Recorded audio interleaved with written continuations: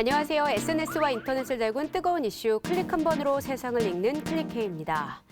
지난해 6월 충남 천안에서 의붓 어머니에 의해 여행용 트렁크에 갇혔던 9살 남자아이가 숨졌습니다.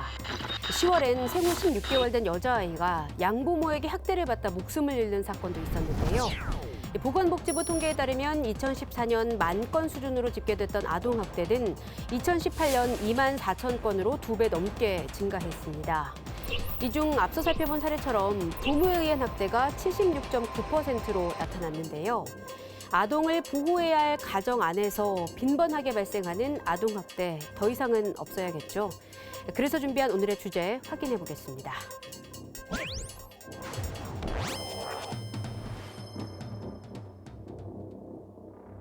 사회 시스템이 제대로 가동되지 않았고 대책도 미흡했다는 지적을 겸허하게 받아들이면서 정부는 막중한 책임감을 갖고 현장에 하루빨리 아동학대 대응 체계가 안착되도록 인력 확보와 시설 확충에 더 속도를 내겠습니다.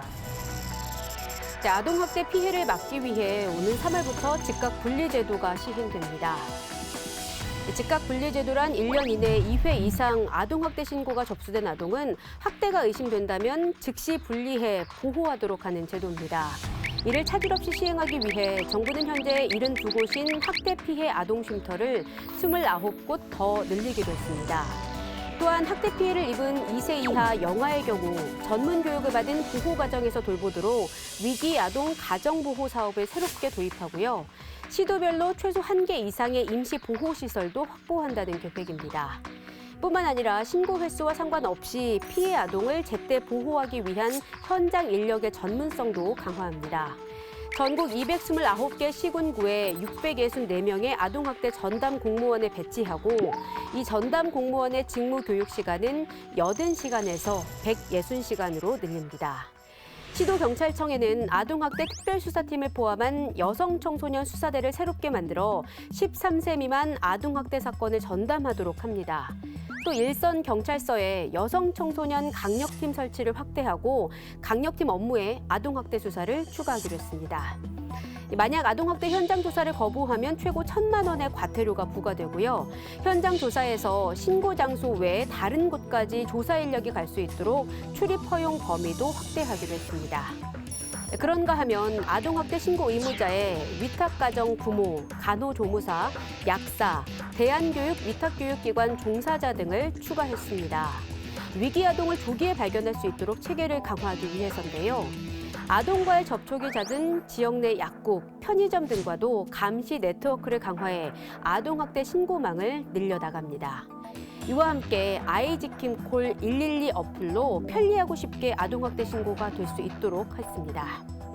특히 학대 징후를 쉽게 발견할 수 있지만 신분 노출이 꺼려지는 교사와 의료인, 복지시설 종사자, 공무원 등에게는 익명신고 제도로 적극적인 신고를 유도합니다. 여기에 또 하나 입양 제도도 개선되는데요. 먼저 입양기관에 외부위원이 포함된 결연위원회를 운영하도록 하고 결과를 보건복지부에 분기별로 보고하게 할 예정입니다. 또한 가정법원에서 입양 허가가 나오기 전 아동을 6개월간 예비 입양 부모 가정에서 살게 하는 사전 위탁 보호를 제도화하는데요. 새로운 가족관계를 형성하기 위한 준비 과정을 두고 이를 모니터링하면서 안정적인 입양을 지원한다는 계획입니다. 여기서 잠깐, 해외에서는 아동학대 어떻게 대처하고 있을까요? 미국 뉴멕시코주의 경우 아동학대가 사망으로 이어지면 1급 살인으로 간주하고 가해자에게 30년 이상의 징역형을 내립니다. 영국은 2014년 신데렐라법을 제정해 신체적 폭행이 없더라도 방임, 폭언 등 아이의 지능과 감정 발달에 피해를 주는 행위만으로도 최고 10년의 징역형을 받게 됩니다. 꽃으로도 때리지 말라는 말이 있죠. 그 누구로부터도 사랑받고 보호받아야 할 우리 아이들, 학대와 폭력에 시달리는 일이 더 이상은 일어나지 않길 간절하게 바랍니다.